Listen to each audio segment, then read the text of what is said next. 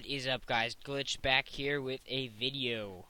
I'm not gonna say another this kind of video because, well, it's just my first video in a long time. So, guys, winter break has started. School is out. Finals are done. So I can hit the video road. I know I am getting very spasmodic at making videos. Like I'm doing one per every few months. I know around Thanksgiving break, I think that was when we released the Robocraft videos, and I haven't checked in a while ago, but I think those were decently okay.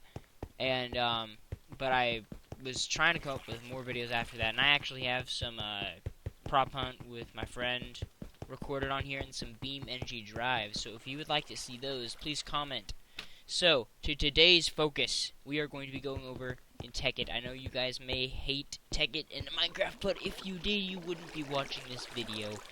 But today we're going to be going over a part of a mod that is a part of that mod that is a sub-part of that mod, and it's going to be amazing. So that mod today is Applied Energistics, which is probably definitely one of my favorite mods, if not my favorite mod in Tekkit, which allows you digital storage of items, and it is very organized. You don't have chests laying over. You should have seen this place before I had an ME system in here. It was terrible. But we aren't actually going to be going over the full Energistics thing today. You can comment and ask me if I do that. I will be more than happy to do a tutorial on that.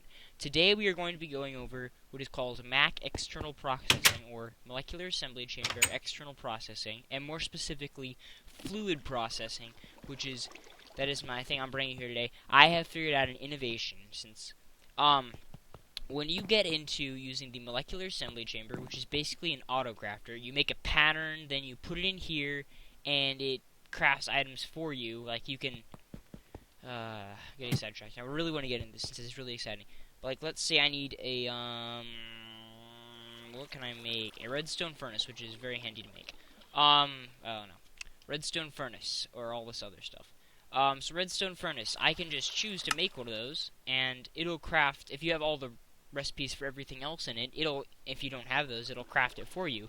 So even though the redstone furnace takes up redstone bricks, copper, and a coil, I have it programmed so it can make the coil by itself. It can make bricks out of the 4 bricks. You can even cook clay into bricks that I have in my system, if you allow access to your system. And that is with external processing. I believe it's in this right here. This is an ME interface. See here I have bricks, and you just put, like, I'll show you how I do this real quick.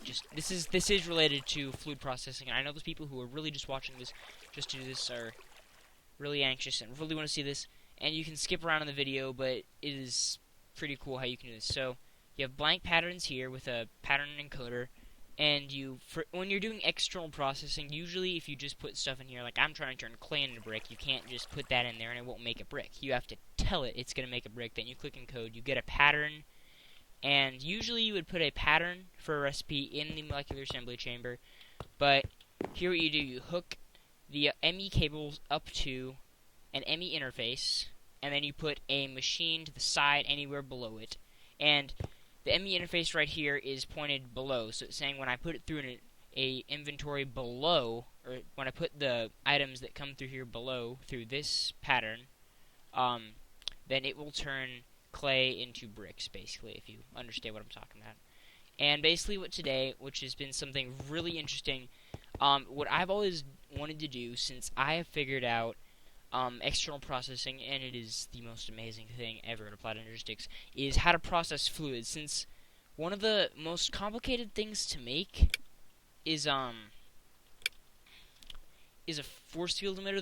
They aren't really complex to make. Well, yes, they are complex, not hard to make if you have the right materials, which I usually do, but they just take so much stuff, and you take Endurium for this, and this and all this and this and this, and then you go, oh, I can just program that to go through an induction smelter, and that's cool. But then when you get into making Endurium blend, you say, oh, I can do pulverized shiny metal, I can program it to pulverize that, but then you get into the resonant ender, and you go, oh, I'll just have it put stuff through the magma crucible. And then you say, oh, I can't put a bucket through a magma crucible. So, I have figured out a way to do this. And for those of you who are all thermal expansion and absolutely hate Buildcraft, which I hope you don't, I'm sorry, because this uses a little bit of Buildcraft, as you can see over here. This is my system for processing fluid, which I think is pretty cool. So it has an ME interface here, and right now I've only had it craft Resident Ender and Tesseract. I'm working on I'm going to show you guys how to do this, how to program it to do how to do full conduit. So instead of turning the empty conduit, you can actually make it a real conduit you can use. So the system works by pumping items into a diamond pipe. And you may say, oh, that'll limit how many items you can do. Not really, not actually, it will not. Right here, you have 9 items you can put in here. This is the slot that basically is the skip slot. It goes through a gold processing pipe and down here and into a fluid transposer, not liquid transposer. And use the top for the magma crucible. Now what this does is, when you put it in, see Resident Ender, you put in 1 bucket and 1 ender pearls, what the recipe is programmed to do. And what it does is it sends a bucket and 4 ender pearls down here, and it sorts out the ender pearls. Like, oh, ender pearls go into the magma crucible, and then buckets go into this pipe, and that sorts it out. And once the ender pearls are done, I have it set up with this little thing right here, and that pumps the resident ender down into here, and the buckets. Oh, I have a bucket in there apparently. I guess I messed up there. But a bucket gets pumped down into here, and then the bucket gets filled by here. I could actually probably fill that there.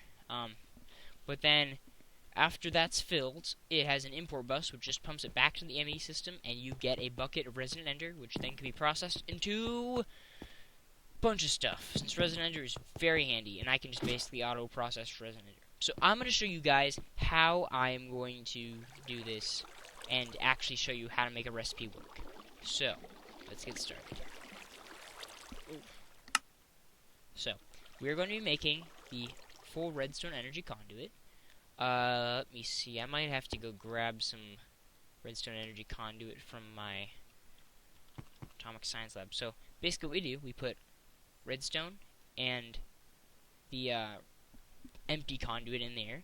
And do not process this, since you don't have to, because it doesn't make you, it just puts it in there. It's sort of like how auto-crafting benches in Buildcraft used to work, but now they don't. So we need to go get a, really quick, just a second. Okay, this is my own. Okay, so now that we have claimed a redstone energy conduit from my factory, we just put that in there, and it won't come up with anything special. It won't say, oh, that's wrong, you can't do that. It basically is a guide for how recipes should work. If you type in the recipe wrong, then, and it's just a crafting table recipe, then it won't work. It won't show anything. You could still put it in there, but it'd just be a useless recipe since it wouldn't work. But if you have just the right amount of materials in here, and it's just a crafting recipe, it'll set it for you. But that's not what we're worried about today. So, right now we have the encoded pattern for 1 completed redstone energy conduit, 1 redstone energy conduit that's empty, and 2 redstone, since it takes 2 redstone to fill it. And just a second, I'm going to pump that resident ender out of the fluid transposer. Okay, so I just pump that out, and basically what we do is we're just going to, for this red part, I've already put the redstone energy conduit empty in here, and we need to put some redstone in here. I'm surprised I don't have that already. So, again, it doesn't take the item from you like the old pipes did. You just put it in there and it sets it as, okay, we'll do that. And then here's what we do. The ME interface here, we just put this in here like that. And believe it or not, you are done. And I could actually, I'll see if I can figure out how to, this is going to be painful, I know. I think I just broke the system. Oh, I think I just, that's bad. That's bad. Okay, fixing that. Okay, so I put it in there, I made a little hole for us to jump down so you could see it in action. It's pretty cool. So, let's do this. One thing I would not recommend making it so, oh, I can make it auto-process my ores for me and just put it as, ingots and, like, ore gets pulverized, then melted. That's probably not a good idea. You're going to want an external system for this, just a little tip. Because, as you can see, I have thousands of almost every ingot except for diamonds. Like 7,000 copper, that's insane. And for the ME system to need to make something, it's going to need to be out of it. So you're going to need to use up all your copper ingot in order to have it process more copper ore for you. And you're just going to have a stockpile copper ore, so it's best to just have it processed elsewhere and then pumped into the system. Okay, so without further started with this, okay, so we take the one redstone energy conduit out, and then we click craft, and then one, and we race down to the cellar. Okay, here we go. So you can see the redstone gets sorted out, and the pipe goes through here. It's pumped around, and it's kind of disappearing, glitching out there. Oh, I can't see it, but you guys can see it sort of does that.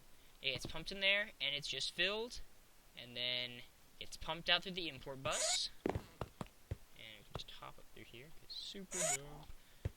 And redstone energy conduit, here we go. That, guys, is how you process fluids with an ME system. So, I hope you guys enjoyed this video.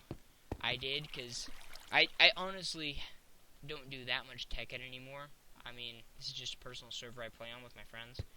But this was a breakthrough that I've been trying to do for a long time, since the Race to the Moon series sort of started out, and that sort of set me on the Tekkit path and stuff happened. So, that was just something I had to show you guys. Also, if you guys want to see more stuff like this, I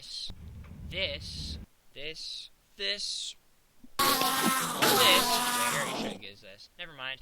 Anyways, that is some pretty interesting stuff.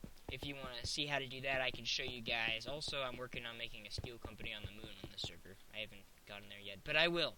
But that's it, guys. If you want to see BeamNG drive also, or some prop hunt with my friend, and PB, or I might get PB to do some CSGO or some stuff, just leave a comment, like in the description, check out our other videos, give us suggestions, or some Robocraft, any game we have for stuff. Anyways, that is it, guys. Hope you enjoyed this. Bye.